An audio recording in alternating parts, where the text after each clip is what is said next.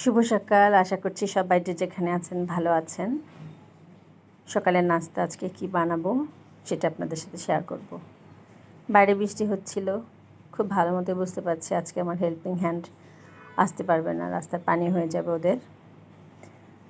আমি ভাবলাম একটু একদম সিম্পল নাস্তা করি আজকে, তাই আটাটা ছেনে রেখেছিলাম। আটাটা ছেনে রেখে অন্য কাজ করে আসলাম। এখন আমি পরোটাগুলি বানিয়ে নিচ্ছি। খুব সাধারণ খাবার খাবো আজকে। বাচ্চারা এখনও ঘুমোচ্ছে, তাই আমি আমার হাজব্যান্ড দুজনের জন্য নাস্তাটা বানাচ্ছি।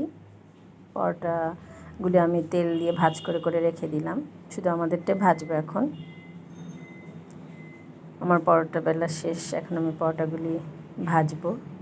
এদিকে আমি চায়ের জন্য দুধ চাপিয়ে দিয়েছি। চায়ের দুধ ফুটে আসছে, চুলাটাও কমিয়ে দিয়েছি। চা পাতা দিয়ে দিলাম, চিনি দিয়েছি এর মধ্যেও। চিনি চা পাতা দিয়ে এদিকে চাটা ফুটবে, আমি আরেক চুলায় আমার পরোটাটা ভাজবো। আসলে আমাদের সাধারণ খাবারগুলি খেতেই অনেক ভালো লাগে। সকালবেলা অনেক মাংস টাংস না খেয়ে এরকম সিম্পল চা, পরোটা, ডিম খেতে কিন্তু খারাপ লাগে না। আমার চাটাও ফুটতে শুরু করেছে, পরোটাটাও হয়ে আসছে। এদিকে আমি ডিম পোস্টটা করে নিলাম। আম কেটে নিলাম। ডিমটা আমার হয়ে গেল। এখন আমি ডিম সব কিছু সুন্দর করে একটা প্লেটে করে নিয়ে নিচ্ছি। চাটা আমার হয়ে গেছে, চাটা আমি ছেঁকে নিচ্ছি।